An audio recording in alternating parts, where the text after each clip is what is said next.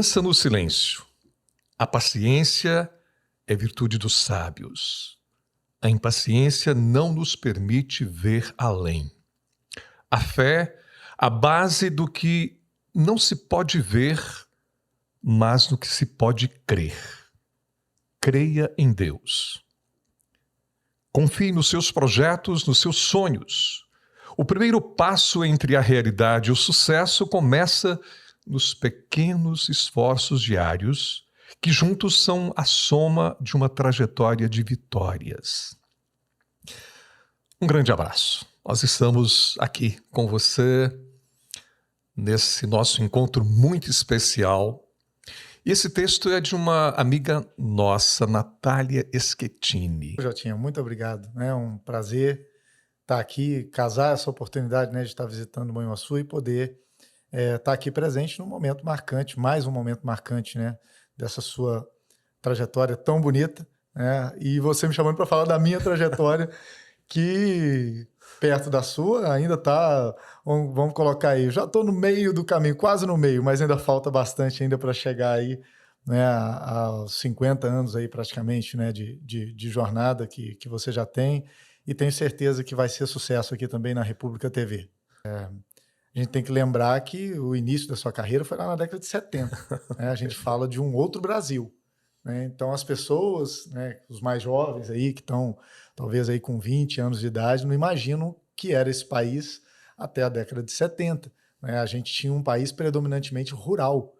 Então, outros tempos. Né? Sair do Guarani para vir para Manhuaçu já era o grande passo do garoto que saía do campo. Né? Eu sou a primeira geração da nossa família que já nasceu dentro da cidade, né? Que não nasceu na zona rural. Então, você já tem oportunidades, bebe água mais limpa, porque já tem ali o trilho pronto, né? Já tem um palmo grande de chão que já foi percorrido, que foi o que você fez, né? Que foi o que minha mãe fez. Né? Então, eu percebo muito essa dimensão do voo. E, claro, é o pendor de cada um também. Né? Eu tinha essa vontade, eu tinha, né, essa ambição de sair.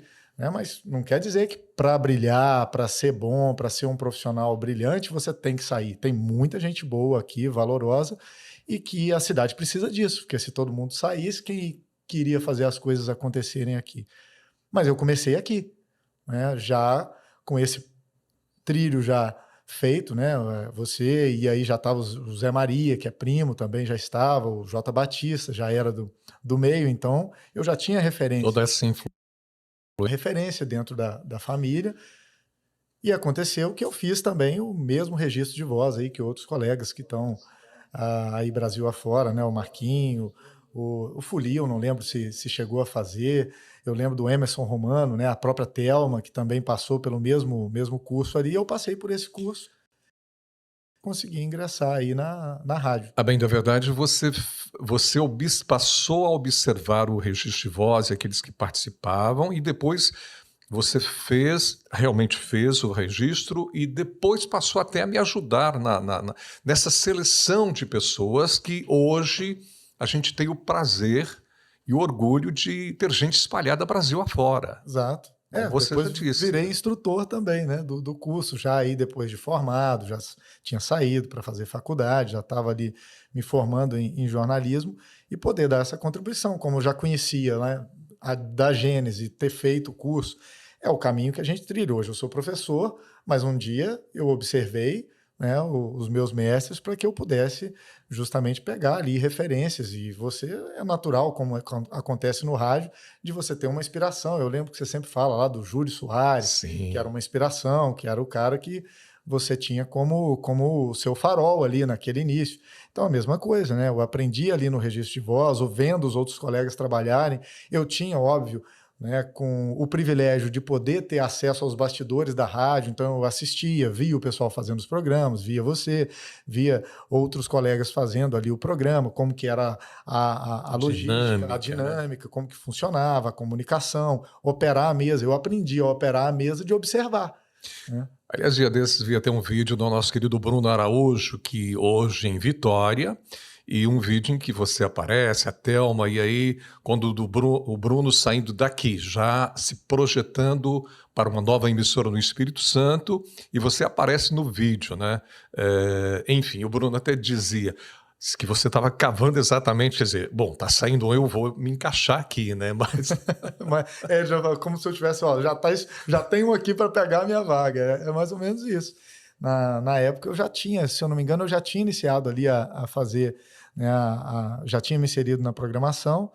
E é isso, né? Eu aprendi, me inseri no dia a dia, como tinha naquela época também com a gincana, os eventos, aquilo ali também foi me introduzindo nesse meio, né, artístico que eu gostava bastante, nesse meio, né, cultural. E eu adorava, por exemplo, né? Eu falo que eu vou para show hoje, por exemplo, eu vou muito pouco em show. O pessoal fala, nossa, mas você não gosta, você é tão ligado à música, essa coisa toda. Eu falo, cara, eu vou em show desde os 7, 8 anos de idade. aliás, você me fez lembrar de uma vinheta que você gravou com o Durval Leles, do Asa de Águia. Do Asa de Águia, sim. Café da manhã, ele inverteu. Cocó da manhã. Ele já estava lá maluco, sabe? Maluco, ele já estava louco já antes do show, né? Já devia ter tomado umas ali.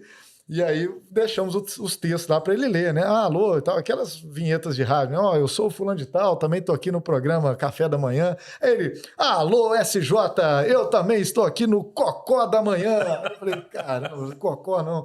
Aí eu falei, não, Cocó não, pô. Aí ele riu, pô, é café, cara, caramba. Eu li Cocó, né? Foi Cocó. Aí ele mesmo sabia, depois ele gravou, deu certo. Então São fatos interessantes. O rádio tem dessas coisas, né? Isso aí não foi pro ar, obviamente. Tem coisa que vai pro ar, né?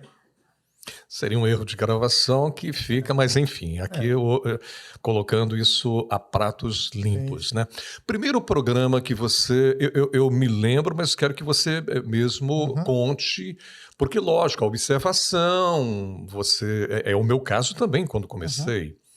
Eu passei um mês de férias, eu era professor primário, nas férias escolares eu vim para Manhuaçu e aí passei a observar os bastidores também. E você aprende observando e, sobretudo, como você já citou, grandes comunicadores, é o caso do Júlio Soares, é o caso do próprio Vantuil Ferreira, que na época eram as estrelas da comunicação.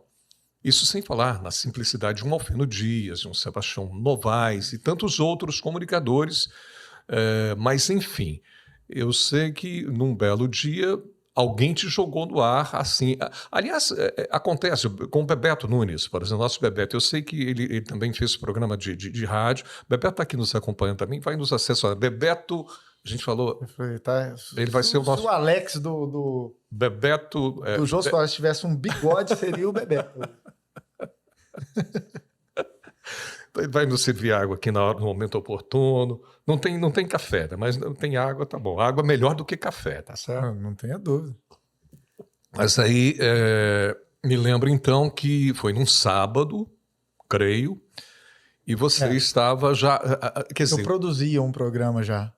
Já era, produção tanto da parte de informação ali, textual, quanto a musical, né? Que era um programa de reggae.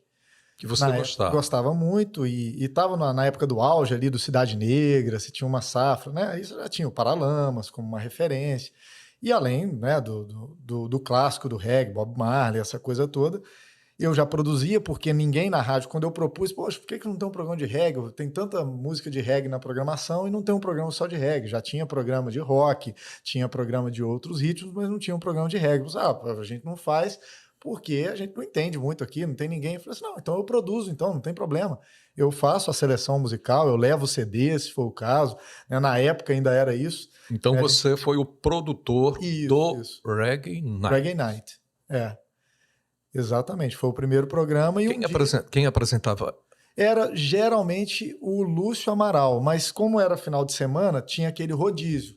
Variava de vez em quando. O Bruno, eu lembro que chegou a fazer alguma vez, mas na maior parte do tempo que eu me lembro, assim, foi o Lúcio Amaral. E num belo dia o Lúcio resolveu jogar você na fogueira. Ele chegou e falou assim, caramba, você já sabe. Ele falou assim, olha lá, vamos fazer o seguinte, você já sabe tudo. Você fez a seleção musical, as informações são suas e tal. Você sabe operar a mesa. Faz o programa. E aí? Aí eu fui e falei assim, tranquilo, eu toco. Nesse dia, eu acho que ele não tinha, né, comunicado, falado contigo, nem com ninguém, nem com o Padre Júlio, nem com ninguém. Arriscou. E, de repente, eu estava no ar.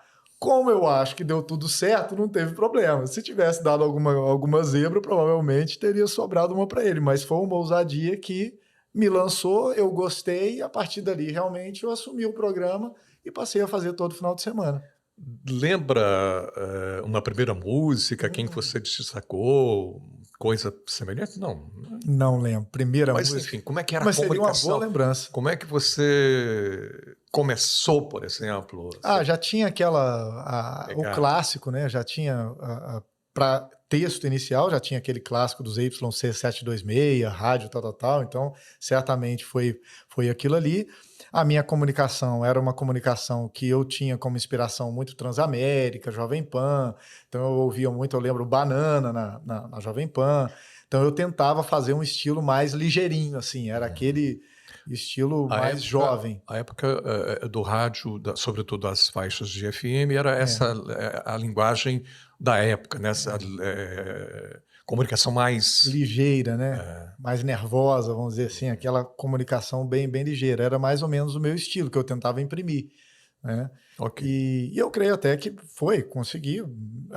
No começo, óbvio, com todo mundo, quando a gente começa, a gente ainda está tateando, aprendendo os caminhos, né? Os meandros ali, descobrindo como empregar melhor a voz, como respirar no momento adequado. Então, óbvio que não era a melhor comunicação, como eu acho que acontece com todo mundo. Quando eu migrei para a televisão, a mesma coisa. Eu vejo os primeiros vídeos para o que a gente pode fazer e faz hoje, aí a gente vai vendo a evolução, né, na narrativa, nas pausas, né? Você consegue fazer aquelas pausas que dão uma inflexão maior, que dão uma dramaticidade maior para a sua interpretação. Então, no começo ali, com certeza. Eu não tenho gravações dessa época.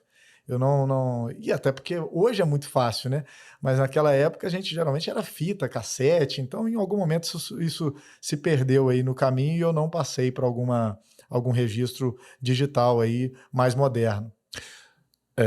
Nesse sentido, vale ressaltar o cuidado, nós já até citamos aqui, do nosso querido Vantuil Ferreira, que ele sempre arquivou Muita coisa. todo o trabalho dele. Tá. A trajetória, eu falei de trajetória, mas antes de falar dessa trajetória, Manhuaçu, Valadares, eu quero lembrar que nós estamos conversando com Lauro Almeida de Moraes, professor, pesquisador e jornalista. Eu esqueci de falar isso no começo, tá certo? Então, isso é interessante. Quer dizer, toda essa... Bom, então aí sim, vamos seguir na trajetória, né? Vamos na trajetória. Aí sim, quando eu falo de... lógico, depois ele mesmo vai explicitar isso hoje no Exército Brasileiro. Depois você... Sou perna de pau também, isso no futebol, horrível. Tem muita coisa aí que você não contou que eu sou, mas eu entendo, né? É o carinho, né? Tá. Então, daqui, Valadares, a faculdade. Isso, fui para fazer a faculdade na época e logo nos primeiros meses ali eu já comecei a garimpar oportunidades, entrei na TV Rio Doce, que é a TV educativa local, então eu comecei como editor, porque eu já sabia, né, naquela época editar ali, né, a gente já mexia com algumas edições de vídeo, isso me possibilitou entrar como editor de vídeo. De editor de vídeo eu virei repórter, de repórter eu virei apresentador e cheguei a ser editor do jornal lá e apresentador, né? Aí lá eu trabalhei na própria universidade, né, em que eu me formei, eu fui monitor no laboratório de rádio, justamente porque eu já tinha experiência no rádio, então dentre os colegas ali já tinha um destaque, tinha um aluno que já sabia mexer, né? Eu não estava como um aprendiz básico, como a maioria ou todos os meus colegas, né? Você está citando a TV Univale. TV Univale e rádio universitária. Ah, sim. Mas falando em rádio, você também atuou numa das emissoras de rádio de Valadares. Isso, Ibituruna, que depois virou Globo. Eu peguei a transição da Ibituruna para a Rádio Globo. E com um parceiro, um amigo do peito, amigo de fé, irmão camarada, Luiz Omar Magalhães, Exatamente. Que hoje está em Belo Horizonte, mas uma referência também de um dos grandes comunicadores que passou por aqui. Exatamente. Na época até eu lembro que ele sempre teve um carinho muito grande lá comigo. Como eu disse, né, eu era um aprendiz ainda. Eu estava ali terminando a faculdade, né? E trabalhei lá com o Luizão, foi um período muito bacana, a gente se divertia bastante, tinha uma participação com ele, né, no programa dele e fazia toda a parte da redação jornalística da emissora. Aliás, o Luiz te carregou no colo. Sim. Literalmente falando, aqui Sim. em Manguaçu, enfim. Ele, o Padre Ivo também me carregou. Ah, sim, cara. Vamos contar essa história do Padre Ivo. Olha só que Padre Ivo me interessante. carregou, assim, numa condição, assim, complicada, sabe? Eu estava nu. Uma fuga inusitada. Conta dessa fuga. Eu estava tomando, obviamente, isso foi o que me contaram, né? Espero que todos tenham me contado a história certa, mas eu estava tomando banho, minha tia deixou lá a porta aberta, se distraiu um pouco, eu saí da banheirinha, a gente morava ali, eu nem sei o que, mas do lado da Matriz, né? Sim, um casarão antigo Isso. da família Toledo, Isso. Bittencourt, Toledo. Bem aqui no centro. E bem próximo. E aí você fugiu. Fugi, peladão, né? Mas acho que naquela idade, né, não causou escândalo aí na cidade. E eu estava já ali virando a esquina dos Correios, né?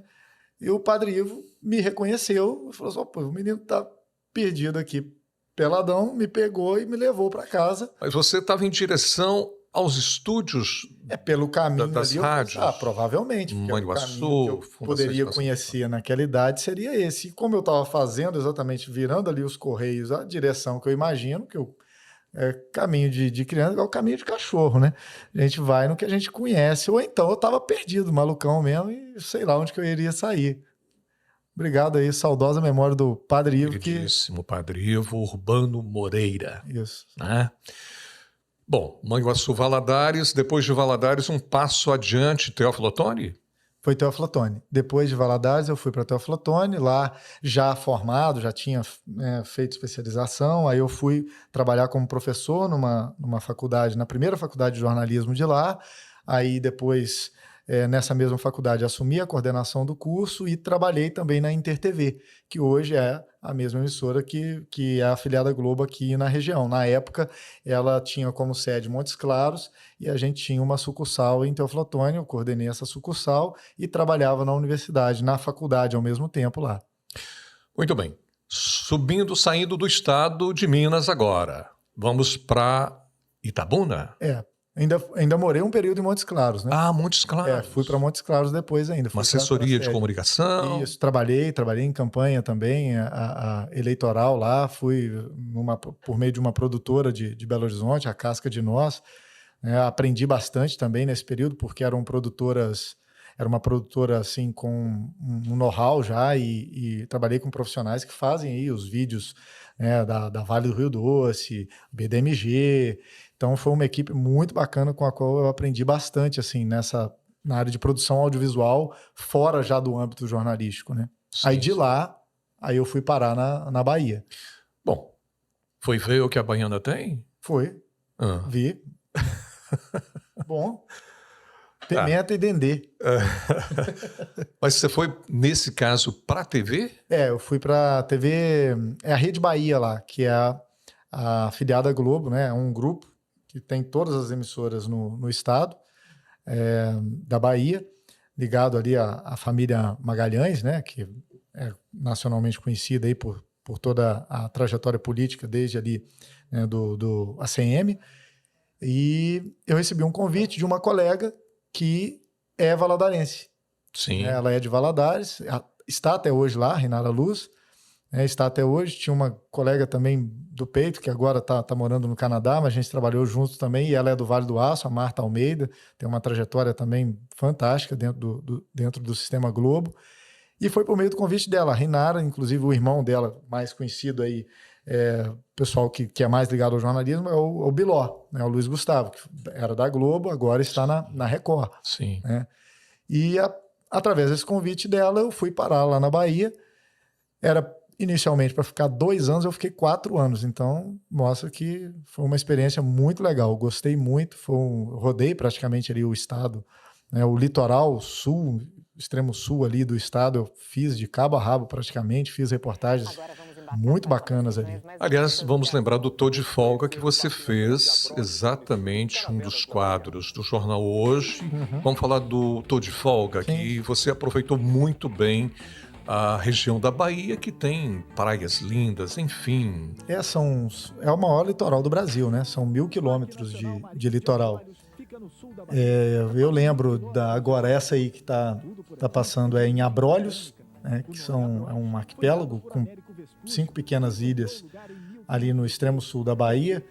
Saindo da região ali de Caravelas, a gente acessa aí a região de Abrolhos, que é realmente belíssima, assim, um dos lugares mais maravilhosos, assim, talvez que eu tenha já visitado, né? Você vai 60 milhas náuticas a mar adentro, então é realmente um lugar paradisíaco. E aí não é clichê, porque tem muito essa coisa do turismo, né? Do clichê de que todo lugar é um paraíso. Eu falo assim, não é todo lugar que é um paraíso, não. No caso de Abrolhos, não é clichê, é uma realidade. Fiz também, lembro, Itacaré, Porto Seguro. Teve uma outra, estou tentando lembrar, um outro destino ali em Prado. Não, Prado a gente mostrou Aí você está nessa reportagem. aparecendo aí, né? Isso. Bem aqui.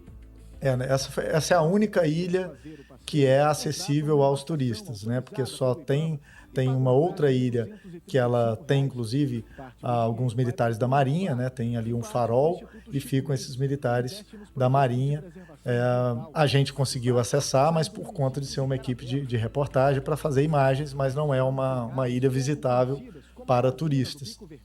Então, estou de folga, eu tive essa possibilidade porque estava numa região turística realmente muito forte. Você tem concentração de resorts de luxo também nessa região do sul da Bahia, a maior concentração de resorts de luxo do Brasil.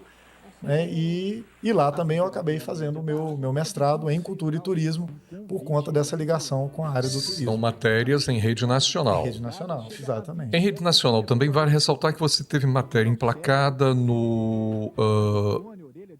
Cheguei, o Globo Rural fazia muito por conta do cacau.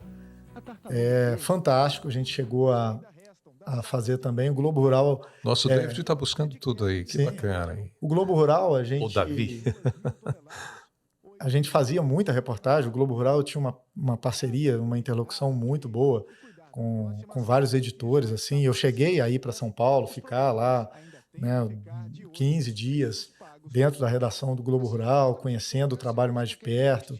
Na época ainda tinha o Globo Rural Diário, né, que agora só tem aos finais de semana, mas teve um período que a gente tinha o Globo Rural Diário. Cheguei a entrar ao vivo também, no meio da madrugada ali. Eu lembro que a gente, 4h30 da manhã, a gente saía, ia para o meio de uma lavoura de cacau para fazer ali uma entrada ao vivo no Globo Rural, que era muito cedo. Eu lembro que começava por volta de 6 da manhã já o programa, né, diário. Sim. Agora, a matéria do Fantástico foi um fato já mais relativa à indígena. Questão indígena.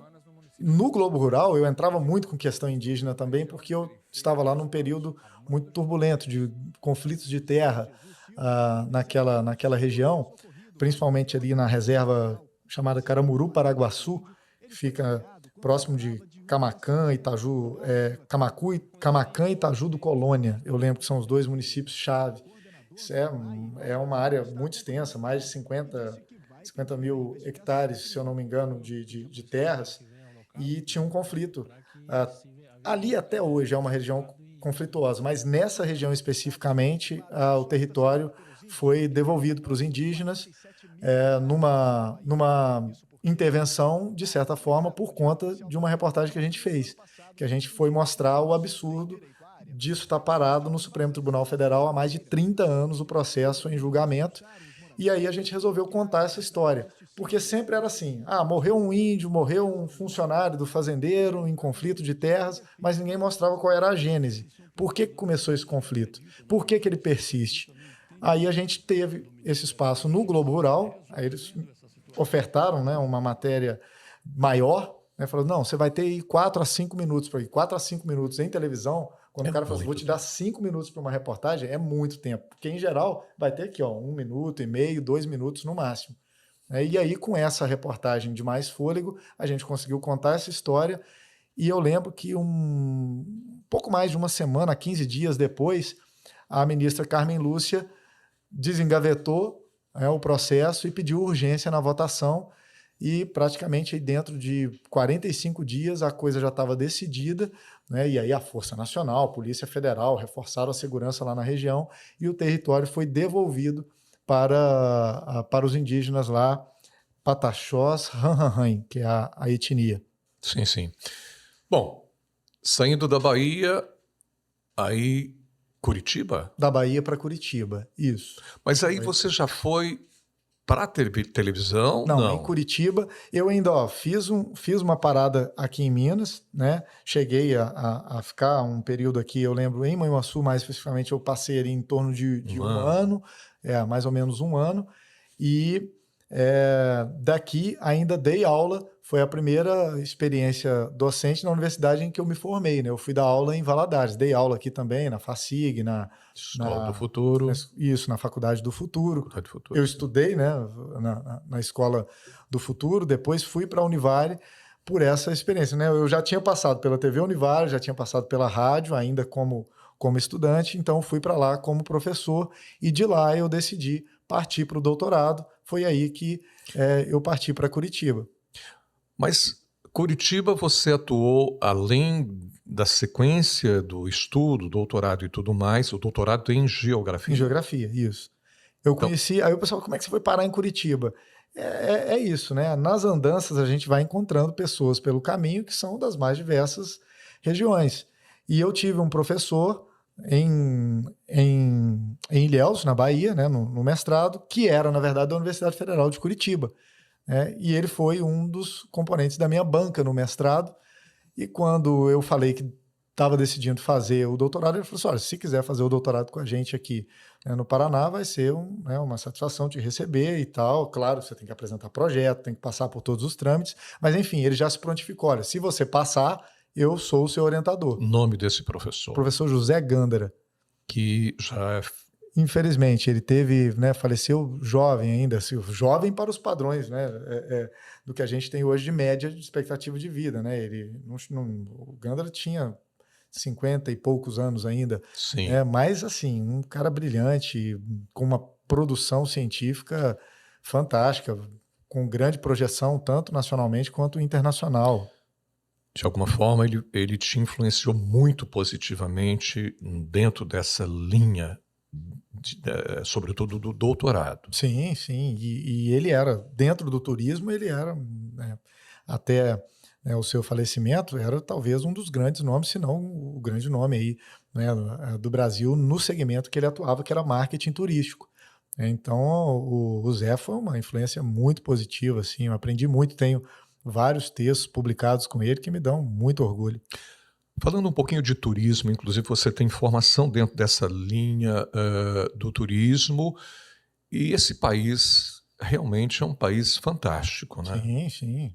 O Brasil tem um potencial gigantesco e inexplorado, né? A gente tem países como o México, por exemplo, né, que tem um fluxo turístico internacional muito maior do que o Brasil, né, e a gente entende que isso tudo parte de uma falta de planejamento, mas também, assim, o Brasil, ele muitas vezes é notícia, mundo afora, com aspectos muito negativos, corrupção, violência, né?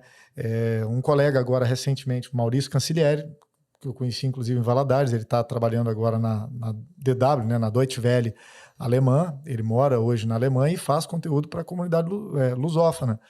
E ele fez uma reportagem, né, que ele recorreu a um estudo, inclusive de um grupo nosso de pesquisadores da área do turismo, em que ele aponta os gargalos, né, ele vai ali traçando os gargalos do turismo no Brasil, mostrando, né, essa baixa demanda de fluxo internacional, e na própria Alemanha existe uma recomendação, né, do Ministério do Turismo lá para viajantes que vêm ao Brasil, para tomar cuidado com violência, com assalto.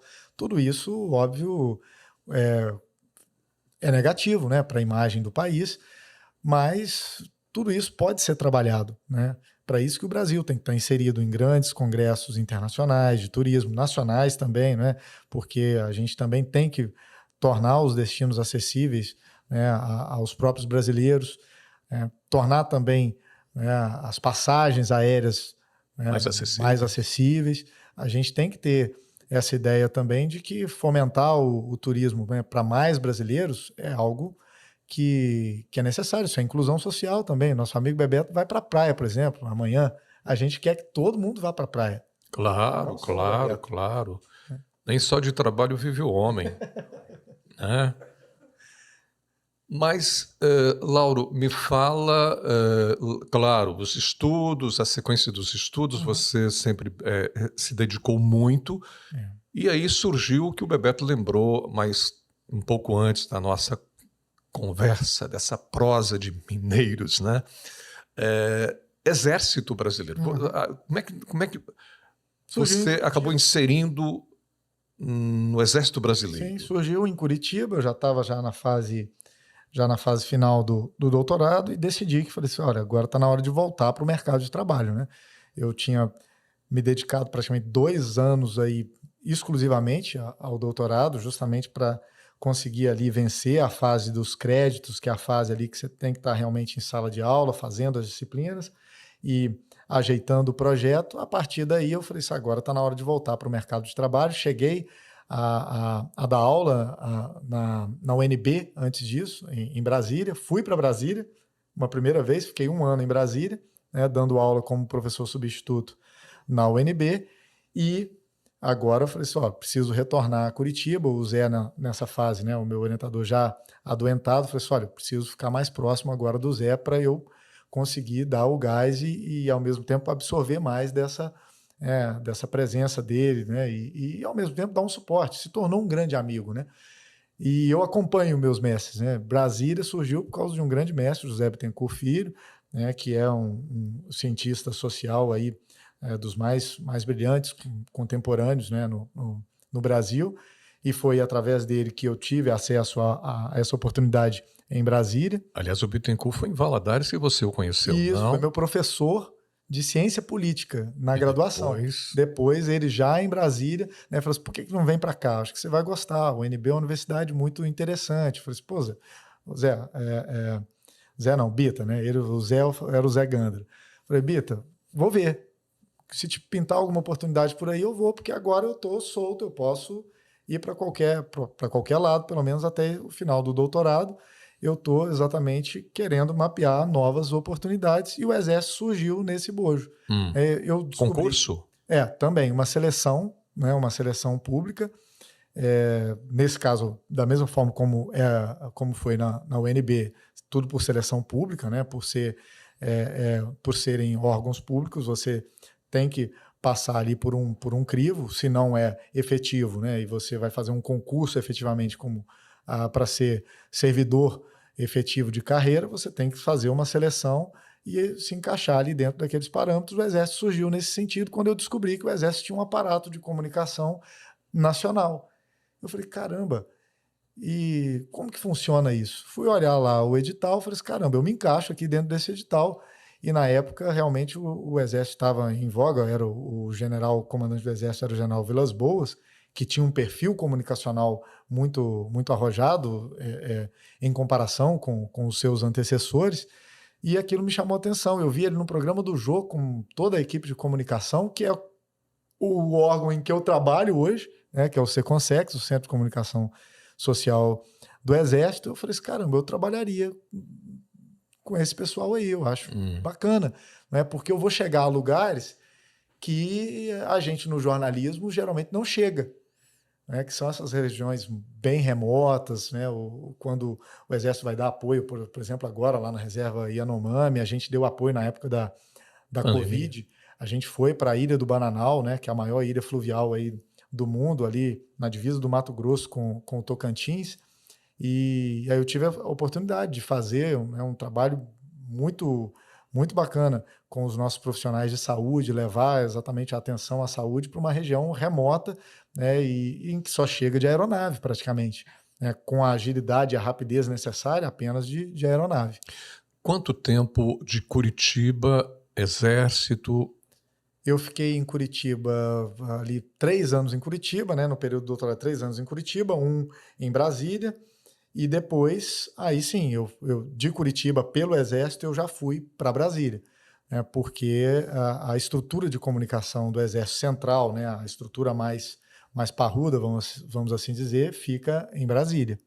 Sim. Então eu terminei o doutorado em Curitiba, falei assim, poxa, agora é hora de retornar para Brasília já numa outra condição, já não era mais a universidade, já era para o centro. Não fui inicialmente para o Centro de Comunicação Social do Exército, ainda tive uma incursão no Comando Militar do Planalto, e do Comando Militar do Planalto agora para o gabinete do Comandante do Exército no Centro de Comunicação Social. E lá você está já desde...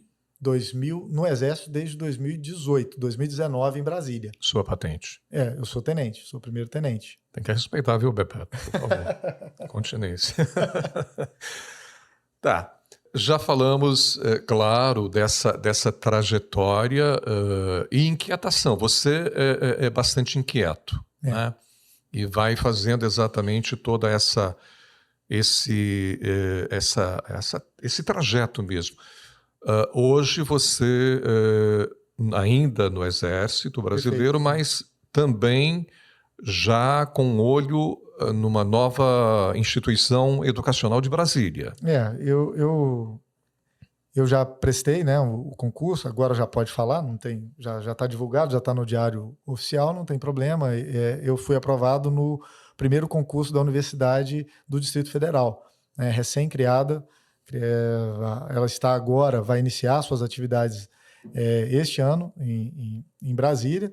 Então eu estou praticamente aguardando a nomeação para tomar posse e aí a gente vai ver o que vai dar. Ainda não sei se vai ser possível permanecer ou não no Exército nesse período, porque a legislação permite, mas isso depende também do arranjo da carga horária, essa coisa toda, porque não dá também para a gente ficar se matando de tanto trabalhar, né? Então eu vou analisar quando tiver a nomeação e ver o que é melhor. Mas com certeza, né, o que eu almejo para frente é voltar para a docência. Eu sempre falei isso, tenho, né, grandes amigos no Exército, gosto muito do trabalho que eu desenvolvo no Exército, mas até pela trajetória acadêmica que eu fiz, mestrado, doutorado, isso já indica onde que a gente quer chegar, né?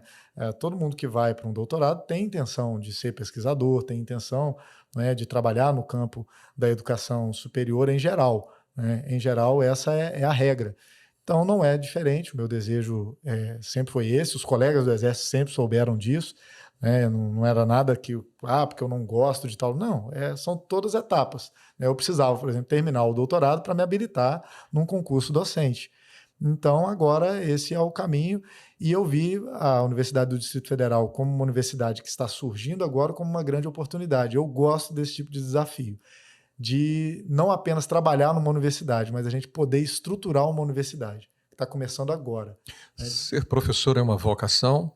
Com certeza.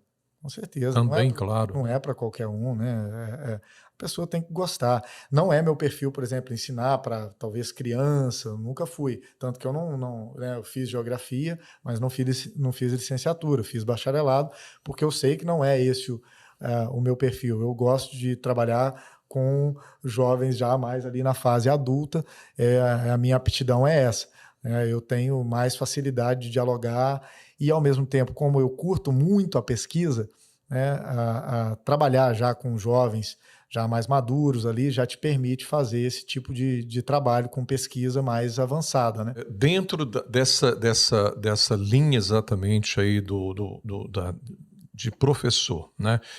Claro, você até citou, nos dias atuais, a educação no Brasil, claro que tivemos avanços, mas ainda é desafiante o processo educacional. A gente tem um desafio muito grande, né, de nivelamento na educação básica, né? Você chegar com um aluno já um pouco mais amadurecido na universidade e com uma base mais sólida, né?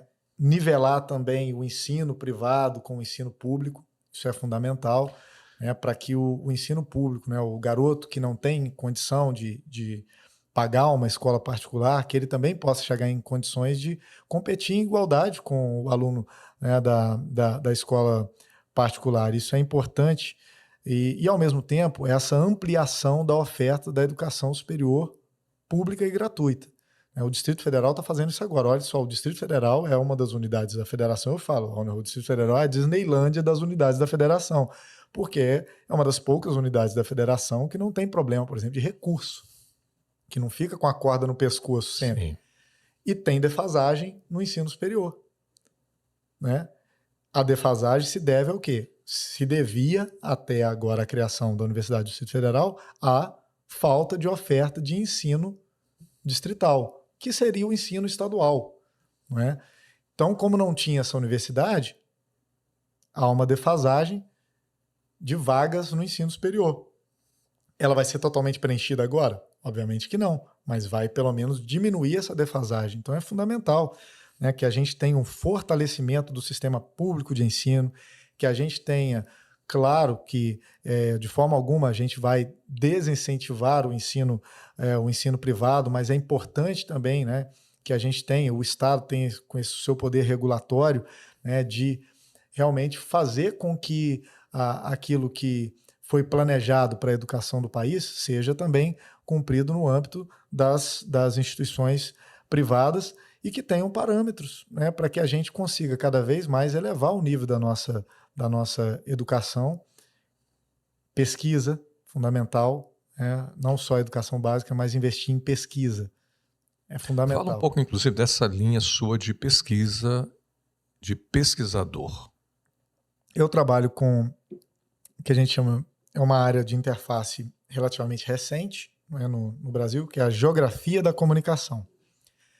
Poxa, o que é isso? Parece que é um negócio complicadíssimo. Não, tá no dia a dia. Onde que eu vejo a geografia da comunicação? No Waze. Né? Esse aplicativo. Aplicativo de navegação, aí, é o GPS. Né? Porque o pessoal fala assim, eu uso o GPS. É um aplicativo de navegação para o cara saber onde que ele vai chegar. Eu quero chegar lá na Antônio Pupim, número tal. Beleza, ele vai te conduzir até lá. E geralmente, ali no meio da sua navegação, você está viajando com o carro, lá pinga uma propaganda, por exemplo. Isso são as mídias locativas. Né? Você vai aproveitando o trajeto para tentar, dentro daquele trajeto, anunciar alguma coisa. Se tem um posto de combustível, se tem ali uma lanchonete, você vai... patrocinador. Isso. De alguma forma. Exatamente. Você está utilizando a geolocalização, a sua localização no espaço, para fazer uma propaganda. E eu não uso só isso para... Isso é o geomarketing. Mas eu posso usar também para planejamento urbano, por exemplo. Eu posso utilizar através, por exemplo, das mídias, eu pego as reportagens. Se eu pego várias reportagens que são exibidas, por exemplo, nos canais de televisão, informando sobre os problemas, né, que tem na cidade. Tem um lugar que tem esgoto a céu aberto, tem outro lugar que tem lixo, tem outro lugar que está com espaço degradado. Se eu pego isso, mapeio quais são as regiões que estão mais presentes ali dentro do jornal, eu consigo mostrar para a gestão pública, falar assim, olha, você tem que prestar mais atenção para essa região aqui. Está mapeado, não precisa de você ir lá ver. Já está apresentado aqui, a mídia já apresenta para você um extrato dos lugares que não são. É um machismo, é fato. Você já tem ali mapeado. Se está todo dia no jornal, se aquela região está sempre sendo apresentada com aquele problema, ora, vá lá e resolva. Né? Tem que ter algum projeto de intervenção. Eu posso utilizar, por exemplo, utilizei na minha tese destinos turísticos. Então você pode ter problemas de ordem ambiental, você pode ter problemas de ordem urbanística, dentro de um destino turístico, que você pode intervir por meio de um planejamento territorial. Então tudo isso faz, como eu fiz turismo, geografia, era originário da comunicação, fui parar no turismo, depois na geografia. Na verdade, eu juntei as três áreas dentro da tese de doutorado. E sempre a gente tem a expectativa, como pesquisador, de interferir de alguma forma positivamente numa realidade. Né? A gente não consegue, às vezes, mudar o mundo. Às vezes, não. Ninguém vai mudar o mundo sozinho. Mas são as pequenas intervenções no dia a dia que a gente faz dentro da nossa área de competência, dentro daquilo que a gente conhece, dentro daquilo que a gente sabe, dentro das nossas possibilidades. Não quer dizer que precisa ser doutor também para interferir na realidade.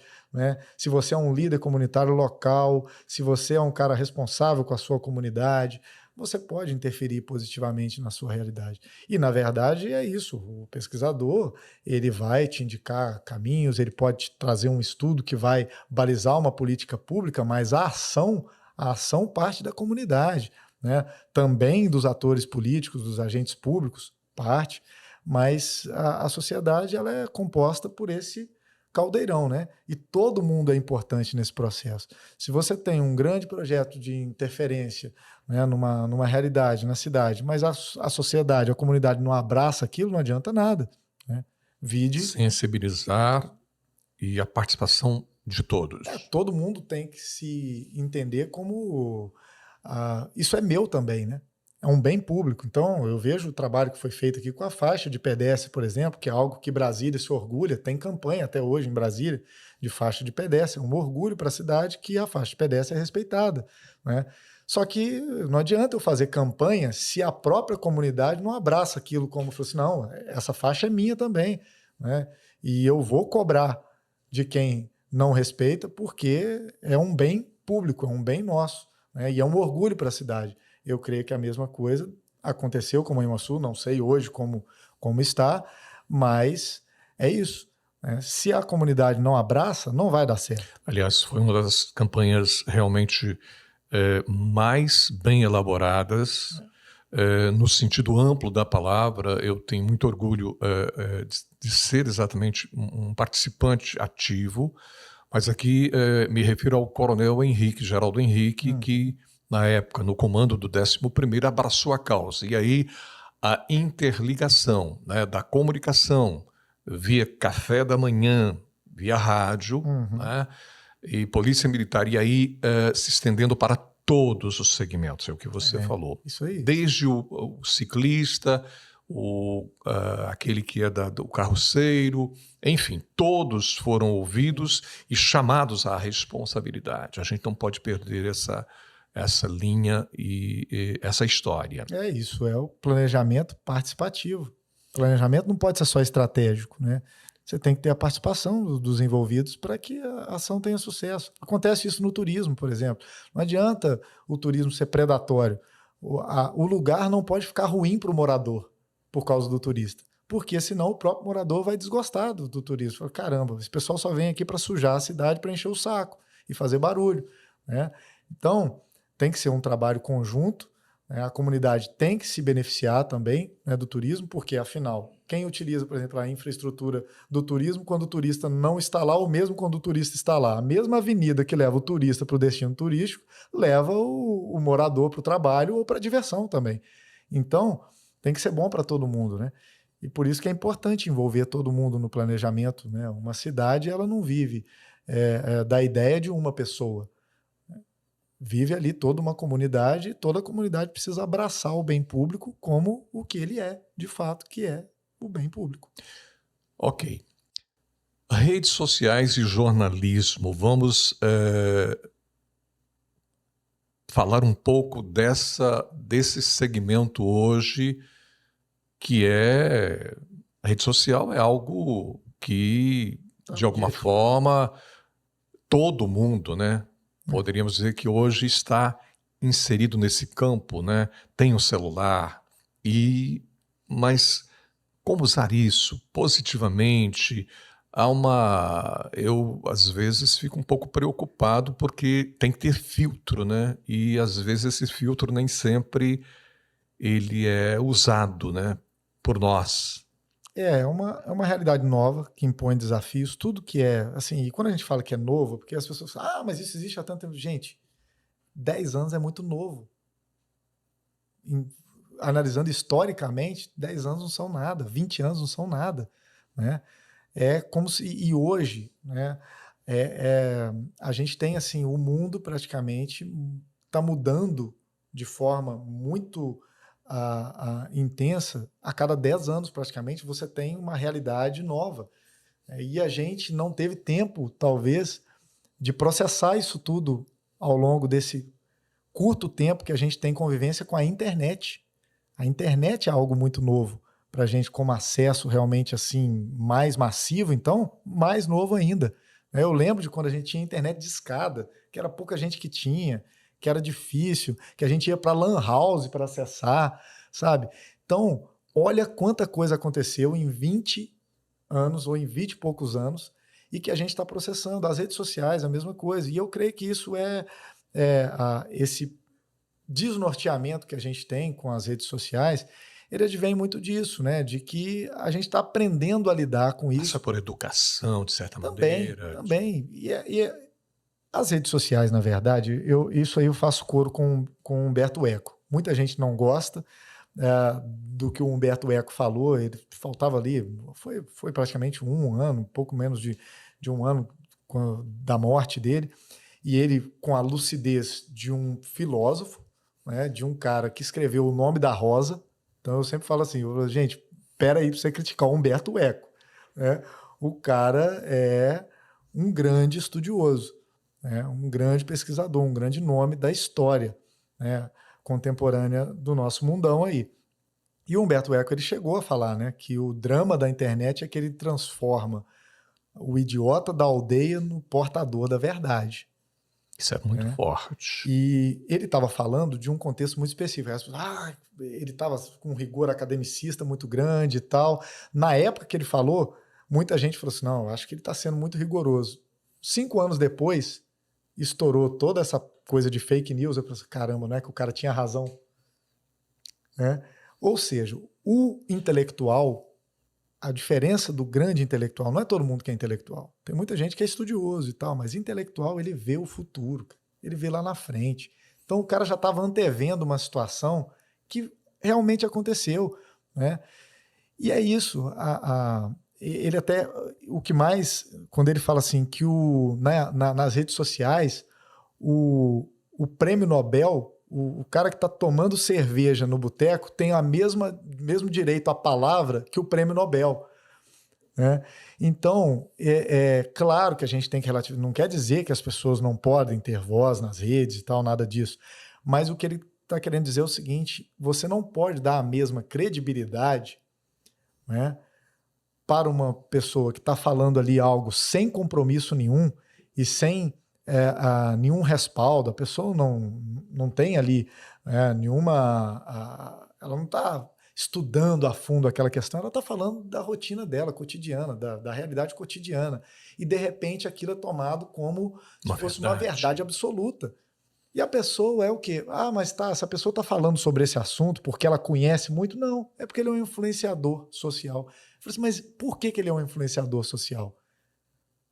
Né? Uma coisa, eu falei, beleza, eu sou um influenciador social numa área que eu conheço, que eu entendo.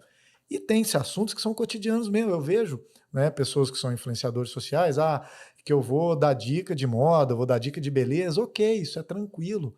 A pessoa tem experiência naquela área, sabe, passou a entender. É bacana. Só que tem coisas que não são assim simples, não são, né, ferramentas ali que você acessa no cotidiano e vai empregar.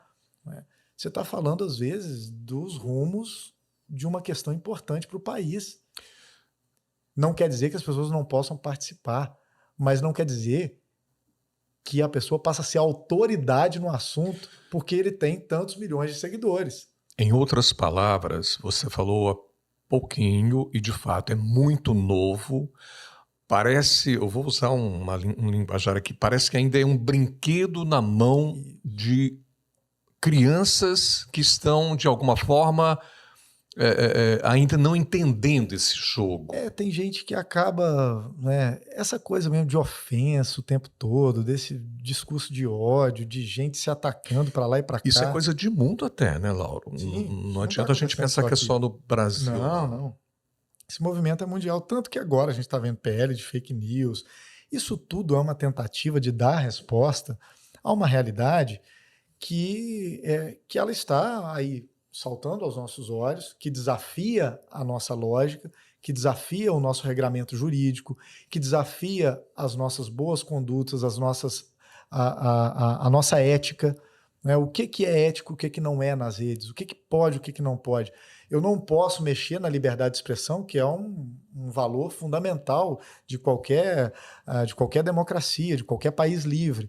Eu não vou tocar na liberdade de expressão. Agora, falar que o Estado não pode regular, por exemplo, alguns... se regula outros serviços, não tem regulação para as telecomunicações, não tem regulação para o transporte terrestre, tem regulação para várias áreas, por que não regulação para o campo da internet? Não quer dizer Isso que eu falo, a gente tem que sempre tomar cuidado em regular a liberdade de expressão, de você dizer o que pode e o que não pode ser dito. Não é uma censura, literalmente Censura falando. é sempre negativo, não pode ter censura.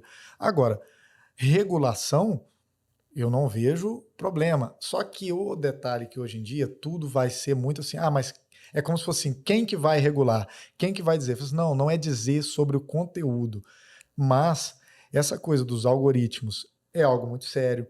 A plataformização da sociedade é algo muito sério.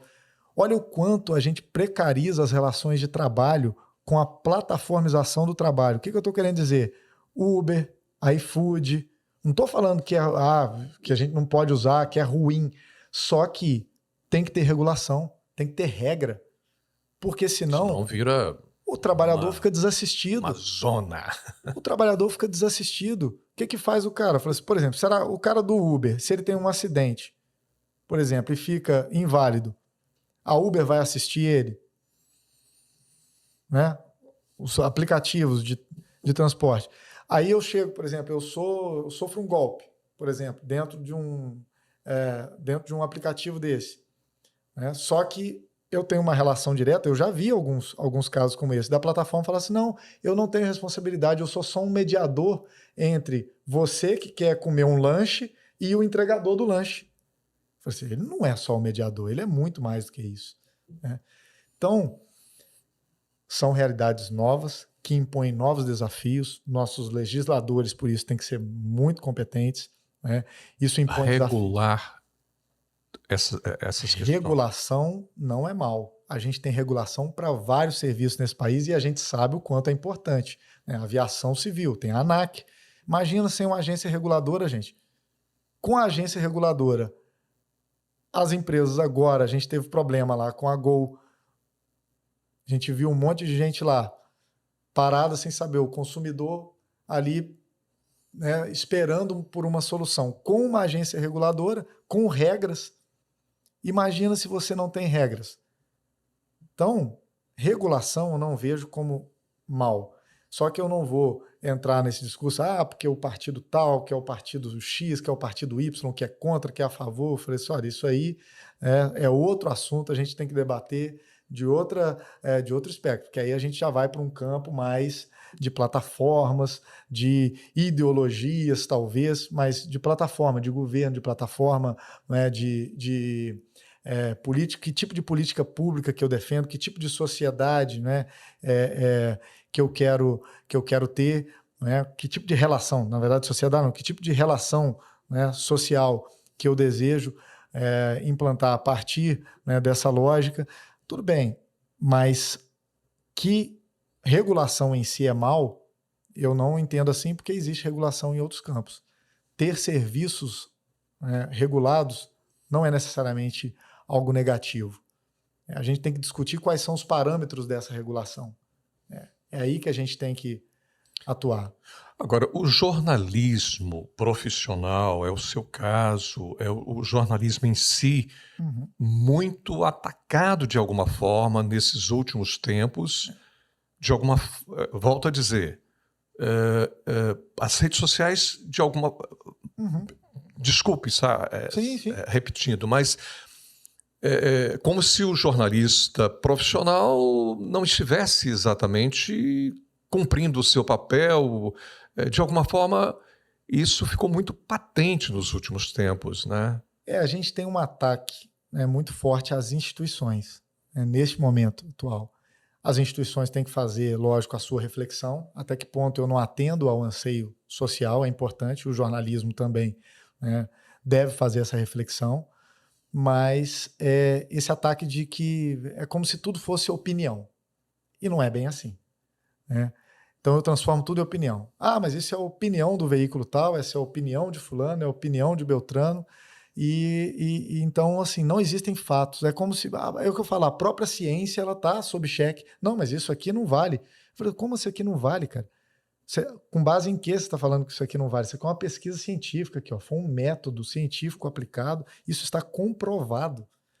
Né? Não, mas eu não concordo. Eu falei assim, tá, mas para tu não concordar, tem que ter um estudo que vá refutar isso que está sendo colocado aqui. Né?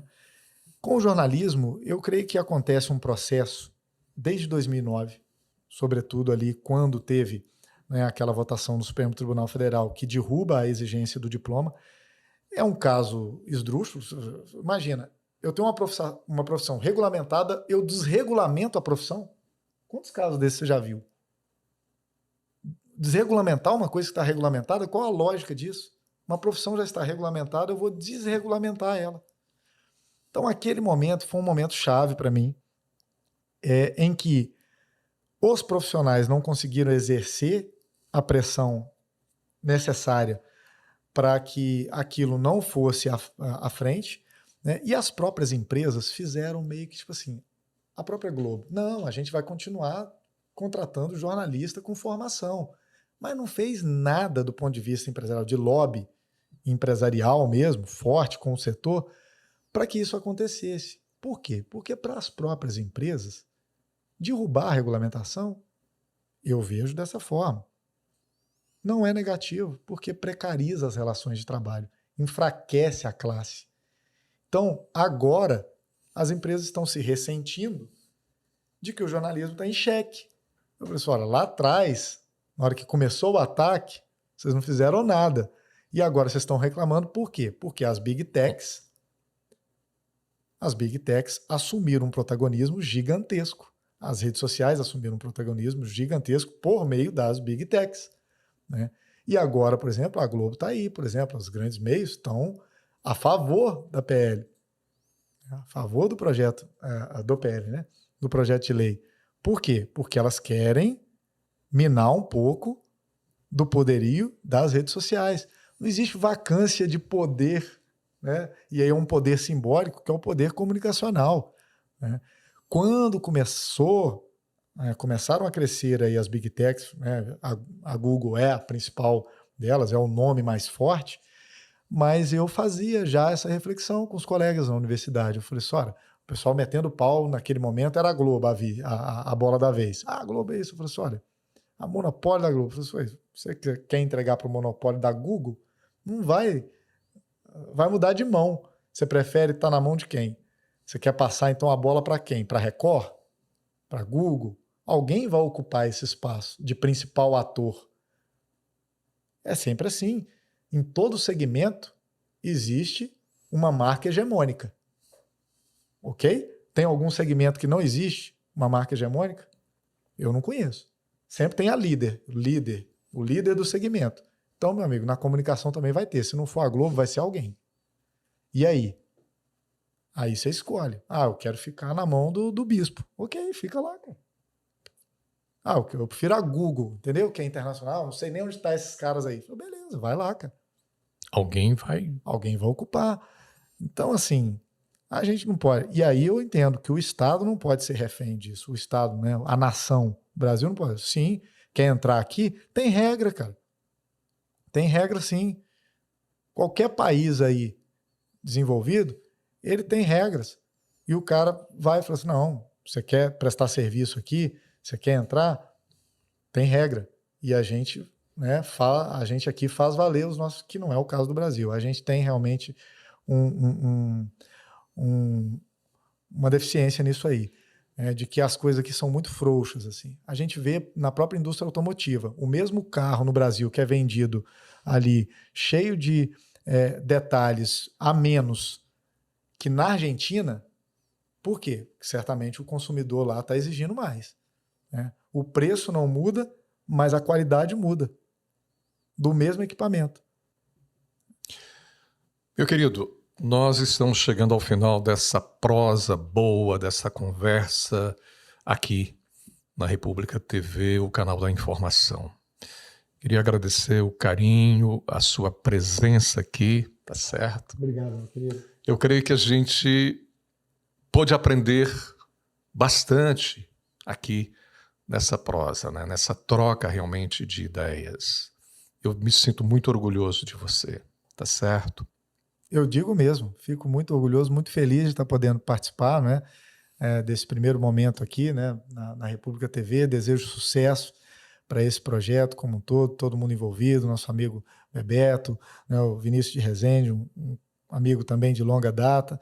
Fico muito feliz de voltar aqui à cidade, rever, né, e ver que é isso. As coisas vão avançando, evoluindo e a gente tem que aprender É a a dialogar. democratização da informação. Exato, né? Eu acho positivo e essa coisa da concorrência, de você ter, né, meios concorrendo, eu entendo isso sempre como muito positivo, né? Isso mostra que a cidade é pujante, que a cidade é viva, e eu espero que quem se beneficie disso é a comunidade, né? São os espectadores, né? O canal, obviamente, ele avança como negócio, como projeto, mas a gente sempre espera isso, que a sociedade se beneficie, dessa democratização, dessa concorrência, e que Manhuaçu avance, né, com tudo isso, e que cada vez que eu volte aqui eu quero ver, né, esse projeto avançando mais e a cidade podendo também avançar aí no seu dia a dia, nas questões que afligem, né, ao município e a toda a região. Assim como o Brasil, Manhuaçu, enfim, tem os problemas e o canal pode ser essa ponte, esse elo, inclusive para ajudar na solução dos problemas que nós já temos. Trânsito, lixo, enfim, um todo. Claro que é uma cidade realmente polo, Sim, né? em franco desenvolvimento, mas talvez não estivéssemos preparados para esse crescimento e daí os problemas. Mas a gente quer, de fato, de alguma forma, como sempre o fizemos, ser exatamente esse elo também na busca de uma cidade melhor. Isso. Né? Não é diferente, a gente estava falando, a mesma coisa das redes sociais. Os desafios vão se impondo e cabe a nós, né, como sociedade organizada e todos os atores sociais que podem, né, interferir, eu creio que todo mundo pode participar, né, que a gente observe isso com atenção e busque soluções. Não pode ficar parado, porque quanto mais tempo a gente posterga as soluções, né, do presente, mais problemas a gente está empurrando para o futuro. Então é isso. As redes sociais, a gente falou aqui agora, é uma novidade que a gente tem que lidar e tem que saber. E aí, o que a gente quer disso? É isso aí? É do jeito que está que a gente quer? Ok? Então é desse jeito que vai ser. Agora, que sociedade, que cidade que a gente quer? É essa aí? Vai ser desse jeito? Pode crescer desse jeito? Não tem problema? Essa reflexão tem que estar na cabeça de todo mundo, mas é uma reflexão que exige uma ação, né? Algo precisa ser feito. Se não vai ser feito nada, é o que eu falo, é um problema que a gente vai empurrando para o futuro. E eu fico feliz de poder, né, contribuir talvez aí com alguma ideia. Às vezes a gente fica, né, um pouco assim, um pouco mais academicista, então a gente tenta puxar um pouco para a realidade. Eu sempre tento fazer isso, principalmente, né, pela veia jornalística, e espero, né, continuar contribuindo e fico à disposição para outras oportunidades de a gente conversar mais. Até porque quem está fora, e você e tantos outros amigos da gente, manhuaçuenses que estão fora, tem um olhar realmente um pouco mais aguçado aos problemas, né? Então isso é bacana, e essa contribuição certamente é sempre muito bem-vinda, tá certo? Muito obrigado, foi um prazer enorme estar aqui, e a gente chega então ao final dessa nossa conversa especialíssima. Um grande abraço, querido. Obrigado, querido. Beijo no coração. Sucesso.